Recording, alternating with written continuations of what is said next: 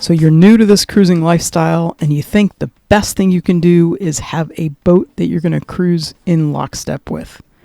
Is that the only way that you can go cruising? Hi, I'm Nico Waters and welcome to the Boat Galley podcast.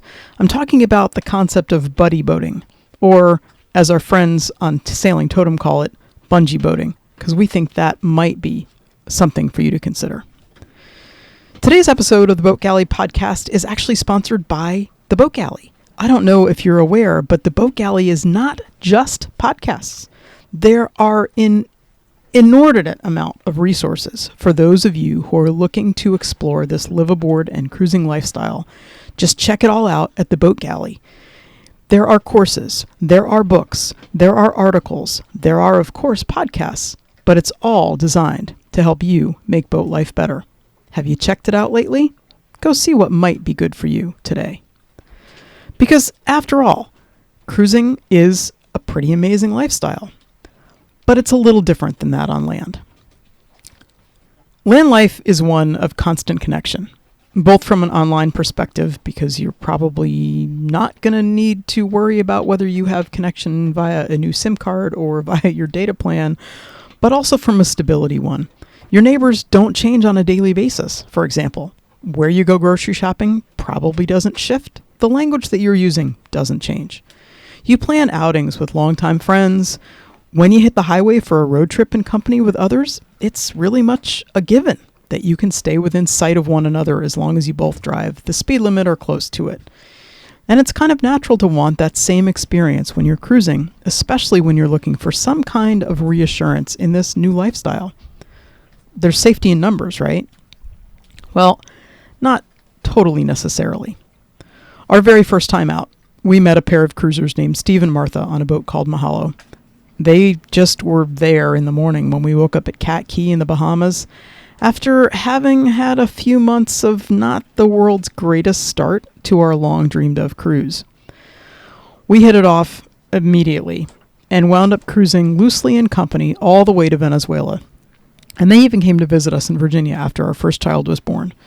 Buddy boat isn't exactly the term that these people were to us because they were kind of like family on the water. But that said, we very rarely moved to the same place at the same time. They took a weather window to the Dominican Republic while we waited in Georgetown Exumas for guests to fly in. We sailed from Grenada to Trinidad while they hung out in Carriacou waiting for parts. We headed north from Venezuela across the Caribbean as they headed to Bonaire. Each of us had specific reasons for sticking around or moving on, and we couldn't make group decisions, even if it was just a group of two. Cruising is, after all, a life lesson in self-sufficiency. Because newsflash, even though their boat was 35 feet and ours is 28, with roughly the same amount of waterline, we moved at very different rates. We were happy cruising along at a knot and a half or two going sailing.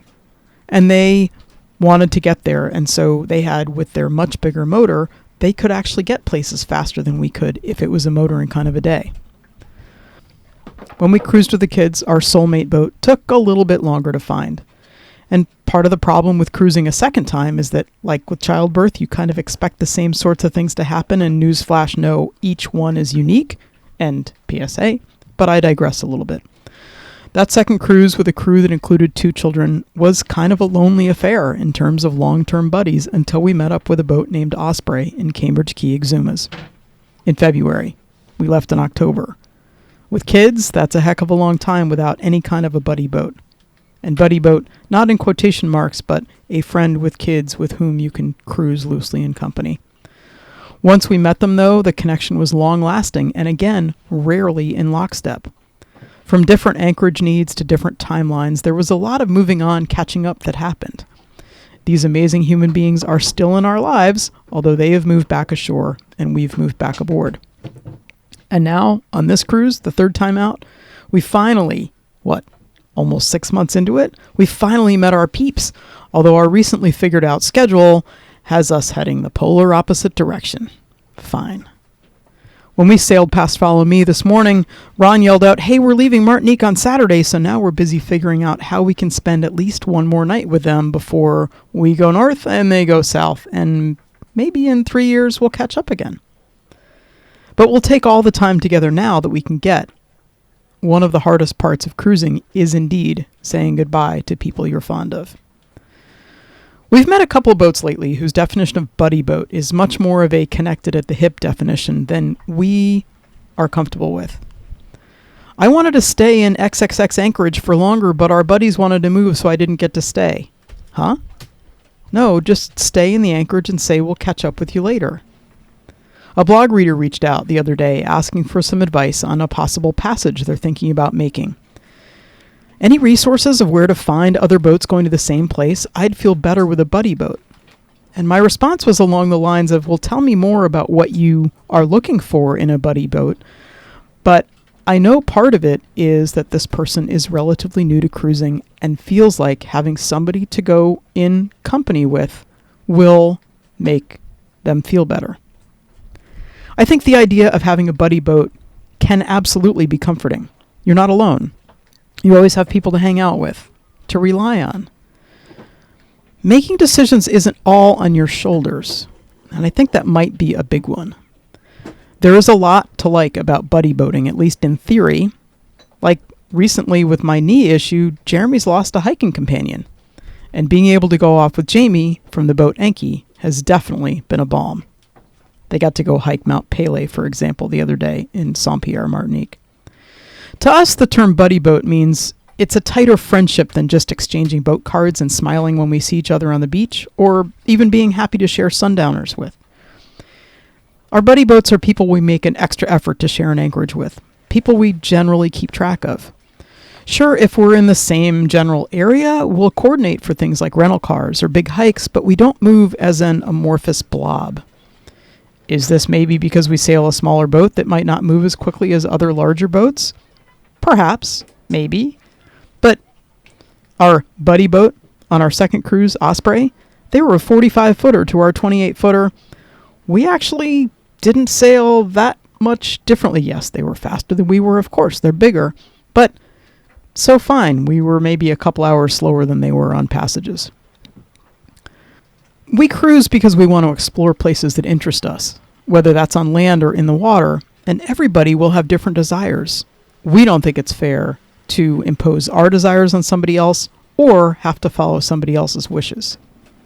Our friends Bian and Jamie on Sailing Totem have a term that they use instead of buddy boating, and they call it bungee boating, which I love. There are actually links to their website and that particular post that Bian wrote about bungee boating in the show notes.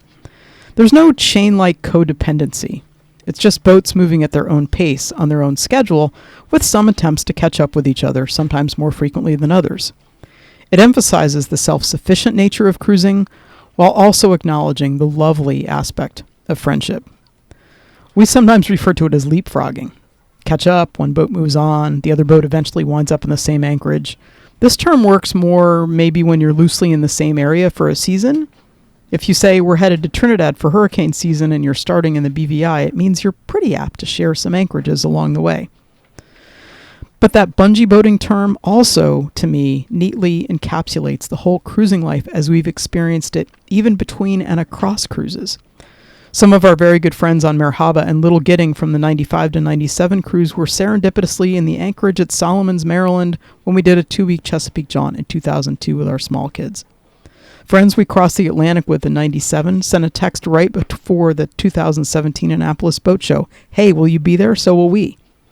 And the very, very, very first people we ever met cruising, Lee and Sharon on then Breakaway, who passed us in the ICW outside of Galveston in 94, the first morning we left, they zipped up in their dinghy to help us navigate the bridge issue we had in St. Martin just a couple months ago. That's one heck of a stretchy bungee cord. Indeed. I can't wait to share an anchorage with you. And we're talking about where we're going, where we've been, and where maybe we might catch up with each other in times to come. And we can toast to our good fortune at being able to leapfrog and share anchorages as we go along the way. Thank you so much for listening to the Boat Galley podcast. We love hearing from our listeners. We love it when you share us with your friends. And we love it when you don't forget to go check out the Boat Galley for all kinds of incredible resources on how to make boat life better. Have a spectacular week.